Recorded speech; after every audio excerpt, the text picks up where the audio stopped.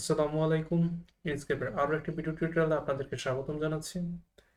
আজকের পর্বে আমরা আলোচনা করব ক্যানভাস নেভিগেশন এবং ডকুমেন্ট ম্যানেজমেন্ট নিয়ে। তো ক্যানভাস নেভিগেশন বলতে আমরা আমাদের যেই ক্যানভাস অথবা পর্দা আছে এই পর্দাকে চারপাশে সরানো বা জুম ইন জুম আউট এই জাতীয় যে বিষয়গুলো আছে এগুলোর সাথে আছে পরিচয় করিয়ে দেব। তো প্রথমে আসি পেনিং। পেনিং জিনিসটা কি? এটাকে যদি বাংলা ভাষায় বলি তাহলে সেটা হচ্ছে যে পর্দাকে চারপাশে সরানো।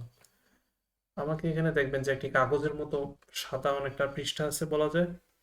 তো এটাকে যদি আমরা ডানে বামে উপরে নিচে সরাতে চাই বেশ কয়েকটা উপায় আছে। তো এর মধ্যে একটা সহজ উপায় হচ্ছে যে আপনার যে কিবোর্ডের কন্ট্রোল বাটন চাপ দিয়ে ধরে রাখেন, তারপর রাইট অথবা লেফট অথবা আপ অথবা ডাউন যে অ্যারো কিগুলো আছে এগুলো ব্যবহার করেন। তো এগুলো ব্যবহার করে আপনারা যে পর্দাটাকে আছে এটাকে সরাতে পারবেন। তারপর আরো বেশ কয়েকটা উপায় আছে, যেমন আমাদের যারা মাউস ব্যবহার করি তাদের মাউসের মাঝখানে কিন্তু কার্সর থাকে। তো কার্সরের ভেতর একটা বাটন থাকে, ওই বাটনের মধ্যে চাপ দিয়ে ধরে আপনি চাইলে খুব ইজিলি ড্র্যাগ করতে পারবেন। তো গ্রাফিক্স ডিজাইনিং এর ক্ষেত্রে আমি রেকমেন্ড করবো যে কার্সরটা কিনা অনেক বেটার। তার কারণটা হচ্ছে যে মাউসের সাহায্যে আরো অনেক ফিচার আমরা অ্যাড করতে পারবো, যেটা আসলে ল্যাপটপের টাচপ্যাড দ্বারা অনেক বেশি কঠিন হয়ে যায়। তো তারপর আরো একটি সহজ উপায় হচ্ছে যে মাউসের যে আমাদের হুইলটা আছে পয়েন্টার, সেটাকে উপর নিচে আমরা ঘোরানোর মাধ্যমে পেজ ভার্টিক্যালি মুভমেন্ট করতে পারবো। অথবা শিফট কি চেপে ধরে রেখে কিবোর্ডের শিফট কি চেপে ধরে রেখে যদি আমরা মাউসের হুইলটাকে আমরা উপরে নিচে ঘুরাই তাহলে আমরা হরাইজন্টালি নেভিগেশন করতে পারবো। তারপর আরেকটি ব্যাপার হচ্ছে যে আমরা চাইলে কন্ট্রোল বি এই দুইটা বাটন চাপ দিয়ে দেখেন নিচে আর ডান পাশে আমার দুইটা স্লাইডার চলে আসছে। দুইটা স্লাইডার কাজ হচ্ছে যে আমাদের বর্তমান পজিশন সবার একটা সম্যক ধারণা দিতেছে। তো এটা আমরা টগল করতে পারবো, কন্ট্রোল বি চেপে হাইট বা আনহাইট করতে পারবো। আর তো এবার আসি zooming in or zooming out, অর্থাৎ এই ব্যাপারটাকে আমরা এভাবে চিন্তা করতে পারি যে আমাদের চোখ আর এবং একটা ক্যানভাস এর মধ্যবর্তী দূরত্ব।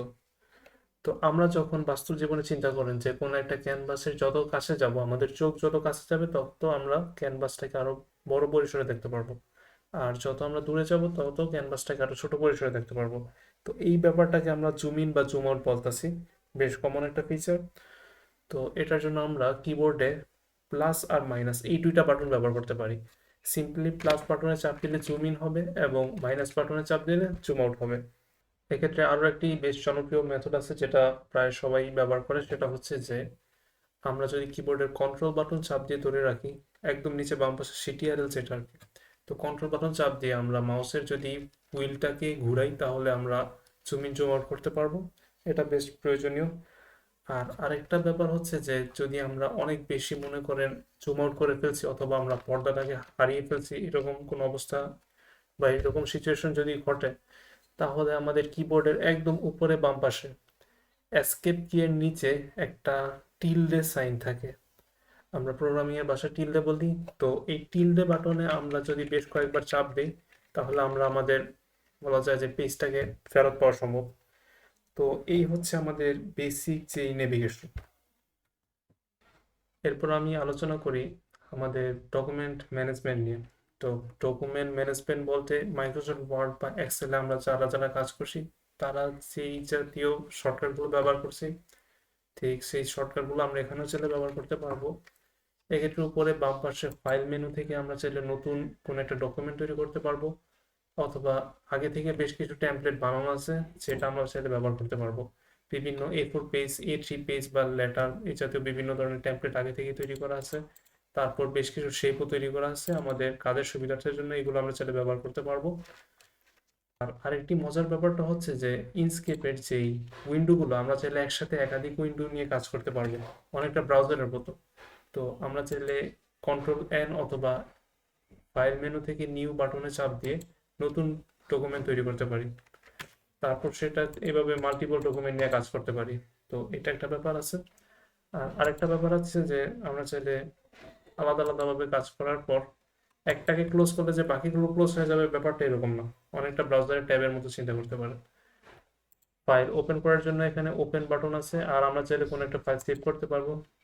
সেভ করার ক্ষেত্রে আমি যদি এটাকে drawing.svg নামে সেভ করি, তাহলে এক্ষেত্রে মজার ব্যাপারটা হচ্ছে যে আমরা চাইলে যেই এসভিজি ফাইলটি আছে সেটা একটা টেক্সট এডিটরের মাধ্যমে হচ্ছে যে ওপেন করতে পারি।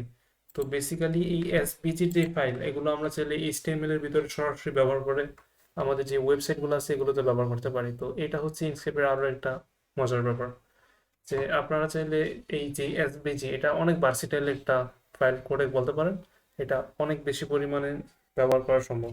আর কোনো একটা ফাইল আগে থেকেই সেভ করা আছে অন্য কোনো একটা পজিশনে অথবা অন্য কোনো একটা স্পেসে যদি সেভ করতে চাই, তখন হচ্ছে ফাইল থেকে সিলেক্ট করতে হবে সেভ এস, যেটা আমরা মাইক্রোসফট ওয়ার্ডে ঠিক যেই কাজটা করি। তো এই ছিল আমাদের বেসিক নেভিগেশন। তো আজকের ভিডিওটি দেখার জন্য অসংখ্য ধন্যবাদ।